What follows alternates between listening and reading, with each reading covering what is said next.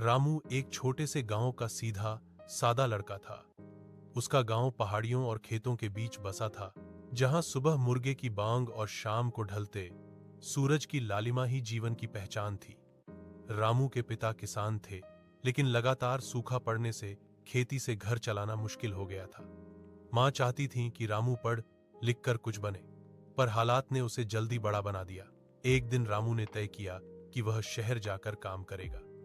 गांव के बुजुर्गों ने उसे समझाया, शहर आसान नहीं होता, लेकिन पेट की आग और परिवार की जिम्मेदारी उसे रोक न सकी।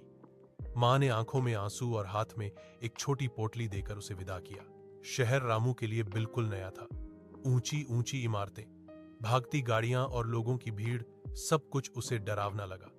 शुरुआत में उसे एक ढाबे पर बर्तन धोने का काम मिला। दिन भर मेहनत, रात को थकान और छोटी सी झोपड़ी में नींद, यही उसकी दिनचर्या बन गई। कई बार मालिक डांट देता, कभी कभी ग्राहक बुरा व्यवहार करते, लेकिन रामू चुपचाप सह लेता। शहर में उसे एहसास हुआ कि यहां हर कोई अपनी लड़ाई लड़ रहा है, कोई पैसे के लिए, कोई पहचान के लिए। धीरे धीरे रामू ने काम के साथ साथ पढ़ना भी शुरू किया। ढाबे के पास एक चाय वाला था जो अखबार पढ़ता था। वही रामू को अक्षर जोड़ना सिखाने लगा।